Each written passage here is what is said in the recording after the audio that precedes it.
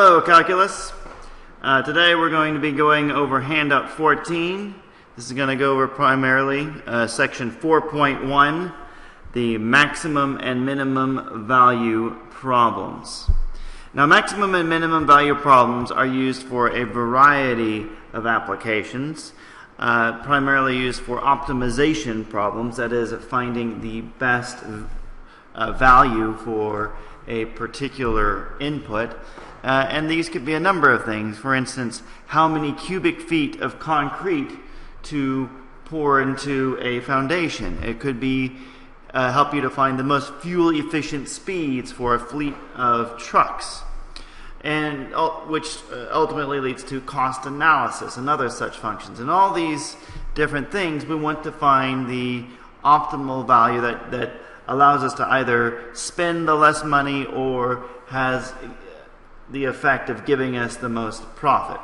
So let's go ahead and take a look at our graph right here, and we can see that the graph goes up and then back down and then up, and so we've got a few local maximum and minimums, and so that's what we're looking for. We're trying to find the local maximum and the local minimum.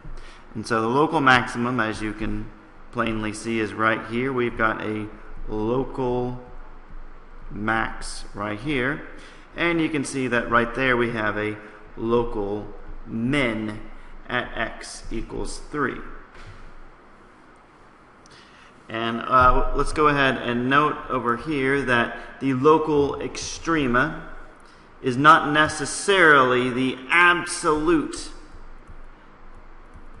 extrema, because as you can see, this local max, it's the greatest point for all the values of x within a certain area. And I can come all the way over here, and even, to this point right here, it's going to be greater than all those values. So in between these two lines I just drew, that is in fact the local max. Local min, note that, I'll do it in a slightly different color. Local min, that's going to be the local min from here all the way till about, somewhere in there, right? So local means that it is an extrema over a particular range, but not necessarily the range of the entire domain.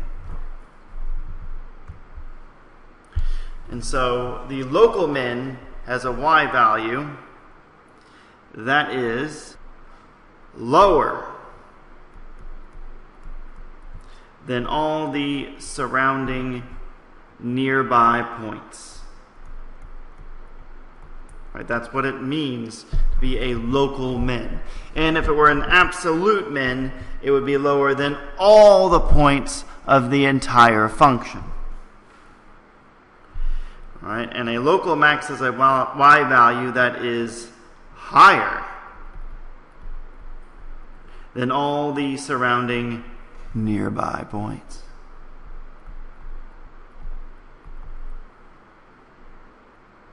All right, so that should be pretty self-explanatory, particularly with the graph up here to go by as a reference. So let's go over some formal definitions right here. All right, so we're looking at a local max, and we're looking at for some value of c that is in between a and b, right?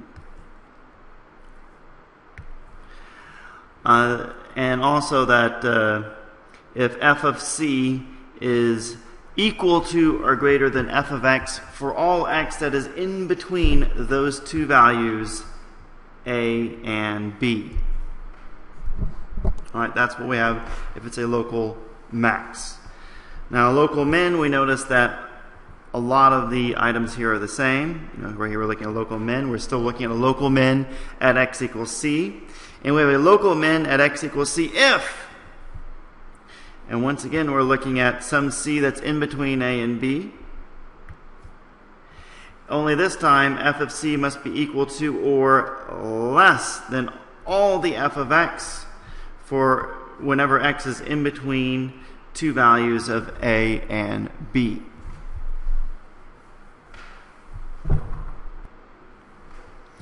Okay, and now let's look at the absolute max. Very similar to the local max, except now we're looking at the entire domain. And so now we're simply looking at an f of c must be equal to or greater than f of x for all the x that is on the domain of f of x.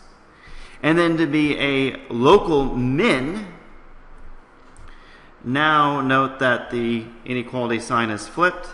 F of c must be equal to or less than f of x, and that is going to be for all x on the domain of f of x. And you'll note that I've highlighted the differences in between for quick reference. And this is going to lead us into the extreme value theorem. And so this theorem states that if f of x is continuous, that's a key word there, continuous, for all x such that x is in between a and b, and we got a little typo here. This should be pointing the other direction. There we go. Go ahead and make sure you fix that on your handouts. Oop, too much. Like that. So again, x is in between a and b. Then you are guaranteed an absolute maximum and minimum. And we're going to look at some graphs that are going to make this theorem make a little bit more sense. But essentially what we're saying is that f of x is continuous over this interval right here. And if those two conditions are met, then you are guaranteed a absolute max and an absolute minimum. All right, so let's look at each of these graphs one by one. Note the theorem is satisfied. Our function is continuous, and our value of x is in between a and b. And so we do have an absolute min. We have an absolute min right here. And then we have an absolute max. We got a max right there.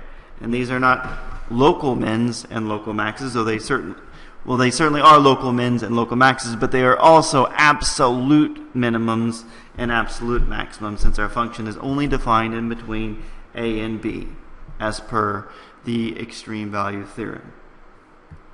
And so under here we're going to write has an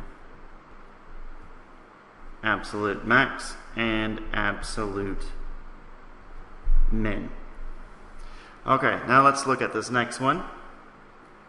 Note our conditions are not met, because one of our conditions was that x is bounded in a closed interval, right? And so what's violated? Well, it's that one right there, because of this open circle right there. And note, we do have a absolute min. The absolute min is right there, but we do not have an absolute max. So we have no absolute max. All right, let's look at this next one. Condition is not met. Our function is not continuous. We've got that guy right there. And so that's a discontinuity. And so also note that right here, that's where the minimum absolute min would have gone, but there is no point there. And since there is no point there, we have no absolute min. We could not have used the extreme value theorem to verify that there was an absolute min, and in fact there is no absolute min. Now let's go ahead and take a look here. Now this is an interesting case. I want you guys to pay a little extra attention to this one. Note the conditions for the extreme value theorem are not met. This is not a continuous function on the interval from a to b. However, we do have an absolute min. We got an absolute min there. And right here, we've got an absolute max. So even though the conditions for the extreme value theorem were not met, we still have an absolute min and we still have an absolute max. Now, why is that? The reason is this. The conditions of the extreme value theorem guarantee that you have a maximum and an absolute minimum. However, just because the conditions are not met does not mean that you do not have an absolute min or an absolute max. You're just simply not guaranteed that you have these things. So you simply, if you have the conditions met for the extreme value theorem, well then you definitely have an absolute min and you have an absolute max. But if these conditions are not met, you still may have an absolute min or an absolute max. You will have to verify it, though, using other means. Okay. And as I was saying, even though the conditions of the extreme value theorem are not met, you still have an absolute max and an absolute min. But we had to verify that with other means. Okay, so now we're going to move on to Fermat's theorem right here. All right, so if f of x has a local extremum at x equals c, and f prime of c exists, it's an important point, then f prime of c equals 0. Okay, so if we have a local extremum and f prime of c exists, we know the value of f prime at c, that value will be 0. Alright, so let's go ahead and run through a proof, and we're going to just do a little sketch on the side to help us see what's going on. Okay, we'll put our graph right here where it looks something like this. And so kind of what it's saying is, here would be a local extremum right there. And so note that every point surrounding here is going to be more than our point right there. And that's for the min, and also for the max. Note that our max is higher than any other point. That is consistent with the beginning of this lecture. So note that we're going to go ahead and suppose that f has a local min at x equals c, so we'll call this c since that's our min. And so note that we have an f of c plus h. So c plus h would be right here. And so you can kind of see clearly c plus h must be greater than c by virtue of c being a local min. Okay, so let's come over here and focus on the algebra part of this, and calculus will come into it in a second. So we're going to go ahead and bring this guy over by subtracting f of c from both sides, so that we have 0 is equal to or less than f of c plus h minus f of c. And now, when we go do it in a different color, we're going to divide both sides by h. Of course, 0 divided by h is going to be 0 still. And we're going to go ahead and take the limit as h approaches 0. And we do this to both sides. Note over here it's just a constant, so it's just going to be the constant itself, which is 0. And so we have f of c plus h minus f of c divided by h. And what does this remind us of? It should remind us of the formal definition of the derivative. So we can restate this as 0 is equal to or less than f prime of c. Okay, so that is a very good result. That is an important result. But now we got to show the other direction. Okay, I'm going to have to come over to the side right here to start working. All right, so f of c, again, it's still going to be equal to or less than f of c, but this time it's going to be a minus h, right? And so that would just be any point over here. So c minus h. And we're going to go ahead and treat this very similarly to how we did the other direction. So we have 0 is equal to or less than f of c minus h minus f of c. So again, very similar to what we did before. We're going to divide both sides by h, just like we did before. And now we're going to take the limit of both sides as h goes to 0. Note that that's already at 0, so we've got 0 is equal to or less than the limit as h goes to 0 of f of c minus h minus f of c, and that is all divided by h. Now this looks very similar to the formal definition of the derivative with one exception. We've got, instead of a plus sign, we've got a minus sign.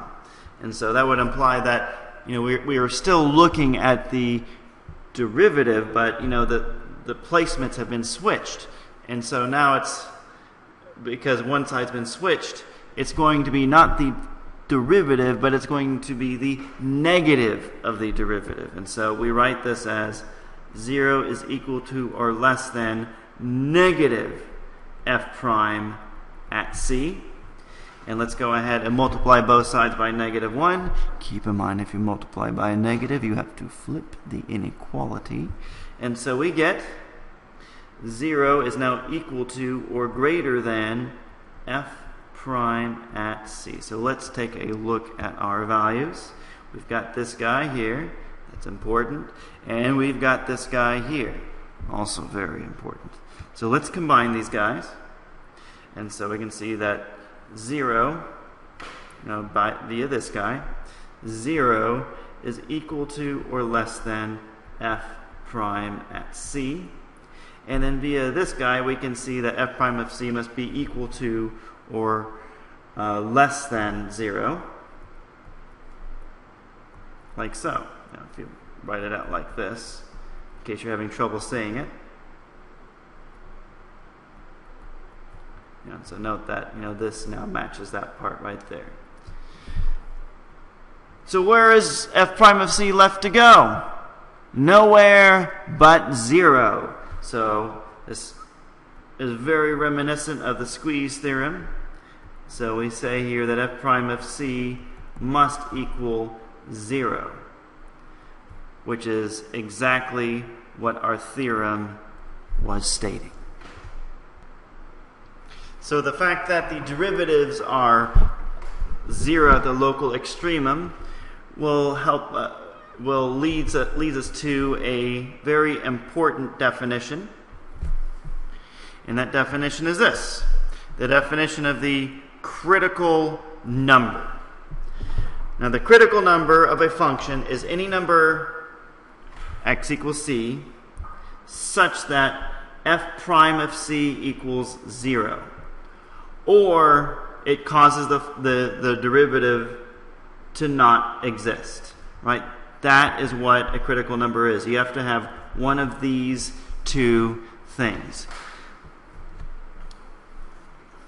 All right, and this leads directly from Fermat's theorem.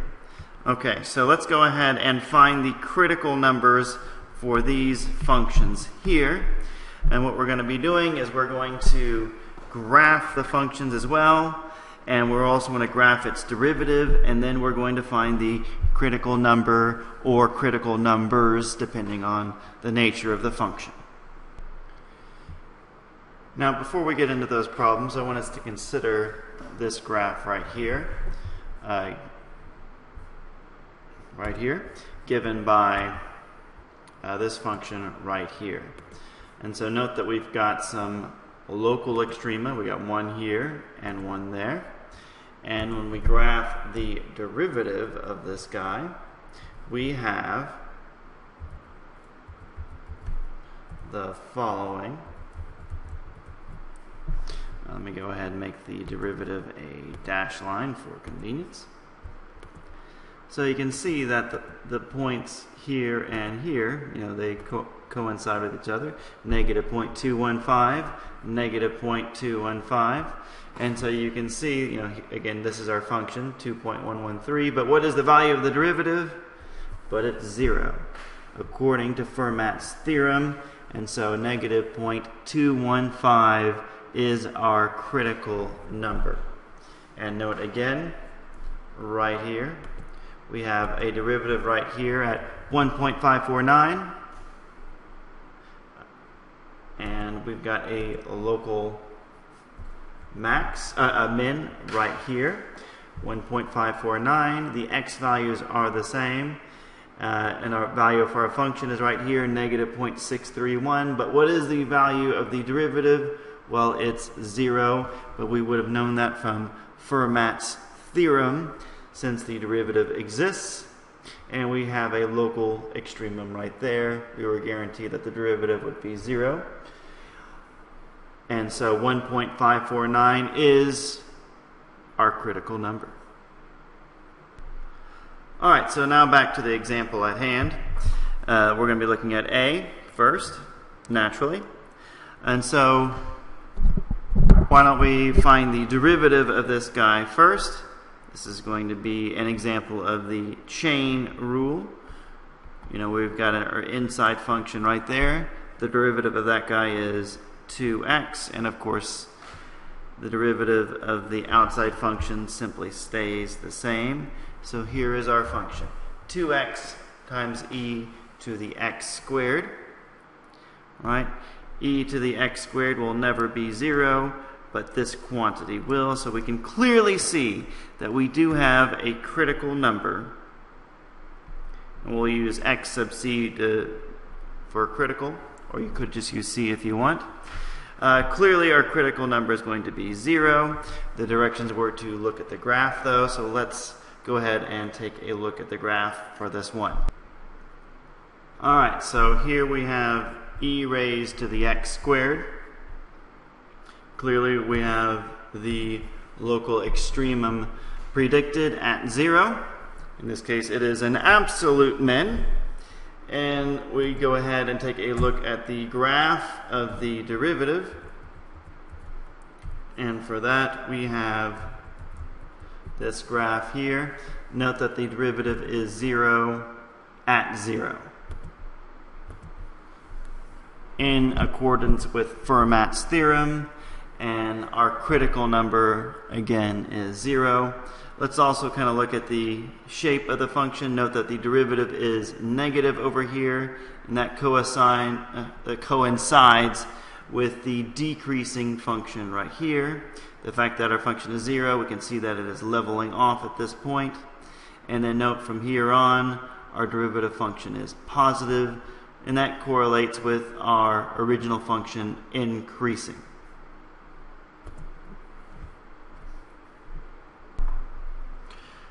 All right, now let's look at b. We're going to go ahead and take the derivative of b. And when we take the derivative, we'll be using the quotient rule. So the derivative of the top, that's going to be 2x. Multiply that by the bottom. And let's go ahead and highlight that, just to kind of show ourselves that's the one that we took the derivative of.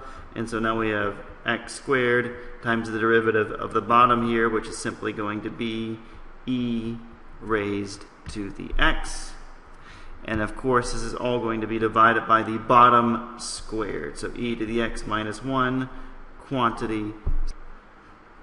All right, so we can go ahead and rearrange this function as follows. We can rearrange it to where it says this. Okay. All right, and so when we get to this point, we can see that if you plug in x equals 0 here, you know, the top will be 0. But if you plug in an x equals 0 here, that'll cause the bottom to be 0 as well. So something interesting could be going on at 0, but note that it's not necessarily a critical number. It all depends on how the function will approach as we get closer to 0. So let's go ahead and take a look at the graph. All right, and so now here we have the graph.